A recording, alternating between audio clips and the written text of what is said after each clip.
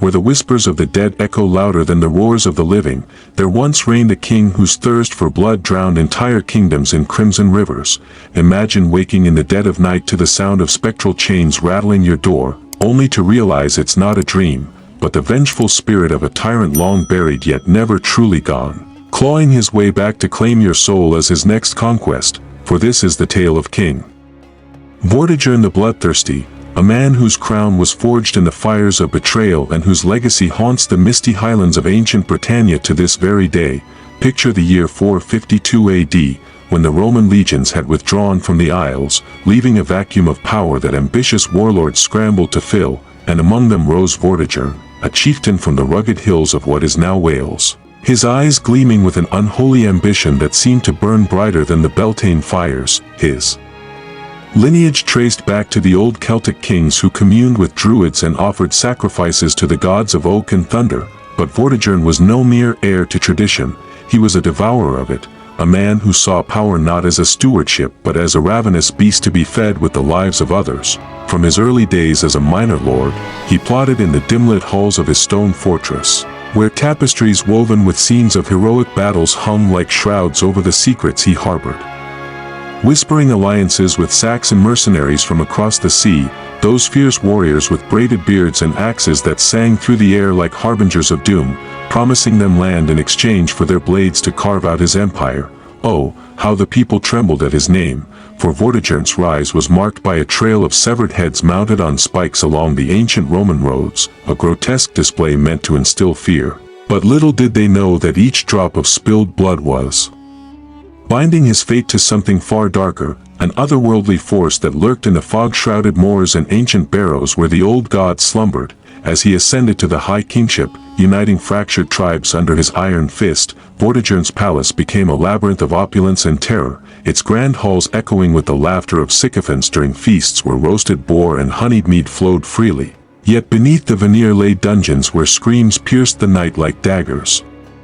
Prisoners, rival lords, disobedient vassals, even innocent peasants accused of treason, tortured for confessions that never came, their blood staining the flagstones in patterns that some whispered formed runes of ancient curses. Vortigern himself was a towering figure, his frame clad in furs and mail, a golden torque around his neck symbolizing his divine right, but his face, scarred from battles and etched with lines of perpetual suspicion, hid a soul tormented by visions that plagued his dreams, ghostly apparitions of those he had slain, their ethereal forms drifting through his chambers, mouthing silent accusations that drove him to ever greater atrocities in a futile bid to silence them. Historical chronicles, those yellowed parchments preserved in monastic libraries, speak of his marriage to Rowena, the Saxon princess whose beauty was as sharp as her father's ambition, a union that sealed his pact with the invaders but sowed the seeds of his downfall, for Rowena brought with her not just warriors but whispers of pagan rites, blood oaths sworn under the full moon where sacrifices were made to Woden and Thunor, and Vortigern, enthralled by her, partook in these rituals, spilling the blood of captives on sacred altars to appease the gods and fortify his power, yet each ritual only amplified the hauntings, as if the veil between worlds thinned with every life taken. Suspense built like storm clouds over the land as rumors spread of a cursed tower Vortigern commanded to be built on Dinah's Emrys, a hill fortified against enemies, but no matter how many stones his masons laid by day, the structure crumbled by night. His hand brushed hers accidentally, or was it, as he pointed to a map of the Empire's vast territory stretching from Kabul to Bengal, and in that touch, suspense crackled like lightning before the storm, Aisha's heart pounding with a mix of fear and inexplicable desire, her mind flashing to the historical precedents of courtly affairs, like the rumored liaisons in Jahangir's harem that inspired the Anarkali legend. That night, as Zuffar's embraces enveloped her, guilt gnawed at the edges of her pleasure, his love pure and unwavering, born from childhood betrothals arranged in the shadow of the Red Fort, where alliances were forged not just with rings but with political expediency. Zuffar spoke dreamily of their future, of children who would inherit the Haveli's fated glory, unaware of the storm brewing in his father's heart. Days unfolded with increasing tension, Aisha navigating the Haveli like a tightrope walker over the abyss. By day, she assisted Karim in the gardens, where peacocks strutted amid fountains modeled after those in Shalimar Bagh, discussing the agricultural reforms of Sher Shah Suri that influenced Mughal administration, his voice dropping to intimate tones as he praised her intelligence, comparing her to the wise queens of lore like Noor Jahan, who wielded power behind the throne. The suspense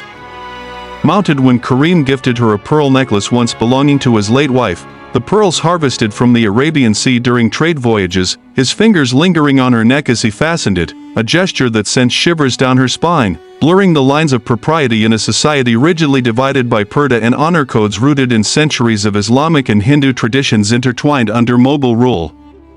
Nights with Zafar grew more passionate, as if her daytime turmoil fueled a deeper connection, their lovemaking under embroidered quilts depicting scenes from the Ramayana, his hands exploring her with the curiosity of a cartographer mapping uncharted lands, whispering of travels he dreamed of along the Grand Trunk Road built by Sher Shah. But Aisha's mind wandered to Karim's brooding presence in the adjacent wing, the walls thin enough to carry echoes of unrest. Historical depth enriched every moment, as Aisha delved into forbidden books from the Haveli's library, volumes on the Aina Akbari detailing Akbar's revenue system, drawing parallels to her own divided loyalties, much like the empire's syncretic culture blending Persian artistry with Indian mysticism. Suspense escalated during a family feast celebrating Eid al-Fitr, the end of Ramadan in 1659, with platters of biryani spiced with saffron from Kashmir and sheer kurma sweetened with dates from Basra, where Karim's toasts to prosperity masked his growing obsession, his eyes locking with Aisha's across the table laden with silver thalis, while Zafar, oblivious, recited verses from Ghalib's early influences, the air thick with incense and unspoken desires. That night, as Zafar slept soundly after their intimate union, Aisha slipped from bed, drawn by a mysterious noise to the moonlit courtyard, where Karim awaited, his silhouette against the archways reminiscent of the Diwana Am and Fatpur Sikri, confessing his love in hushed tones, invoking the tragic romance of Shah Jahan and Mumtaz as justification for crossing forbidden lines, his arms pulling her into a kiss that tasted of betrayal and fire, the world spinning as historical ghosts whispered approvals from the shadows. Guilt crashed over her like the Yamuna's floods, yet the thrill was intoxicating, leading to clandestine daytime encounters disguised as household tasks, polishing antique swords from the Battle of Haldigati in 1576, where Rana Pratap defied Akbar, their fingers intertwining amid the clang of metal. By night, Zafar's love remained her anchor, his caresses a reminder of vows sworn under a canopy of fireworks during their wedding, inspired by Chinese pyrotechnics introduced to Mughal courts. The narrative flowed toward inevitable conflict as rumors spread among servants, descendants of those who served in the imperial kitchens, whispering of Aisha's divided affections like the schisms that would later fracture the empire under Aurangzeb's orthodox rule. Suspense peaked during a hunting expedition in the nearby forests, echoes of royal shikars where emperors pursued tigers symbolizing power, Karim and Zafar riding side by side on caparisoned horses, Aisha accompanying in a palanquin, her heart torn as Karim's protective glance during a near miss with a wild boar revealed his depths, while Zafar's heroic intervention saved the day, his love shining brighter in crisis. Back at the Haveli, the climax unfolded in a storm-ravaged night, lightning illuminating tapestries of Alexander's invasion influencing Indian warfare, when Zafar discovered a love letter hidden in Aisha's jewelry box, scripted in Persian calligraphy reminiscent of courtly missives, leading to a confrontation in the thunderous rain, father and son facing off like warring sultans, Aisha caught in the maelstrom, her confessions pouring out like the monsoon deluge admitting the daytime allure of Karim's strength, forged in historical battles, contrasted with Zafar's nocturnal tenderness, rooted in poetic souls.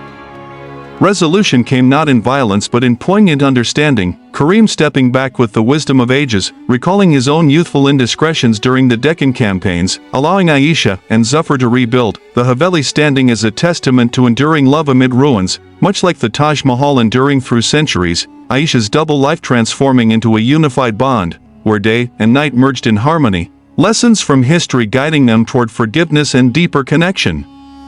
The story closing on a dawn where the first rays gilded the river, promising renewal in an empire on the brink of change.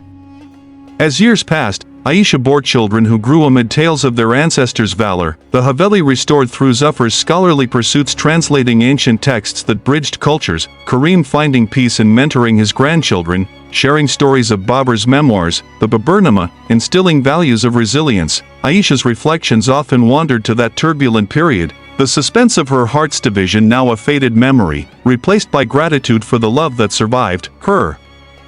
Life a tapestry woven with threads of passion, duty, and redemption, echoing the grand narratives of Mughal history where personal dramas mirrored the fate of dynasties.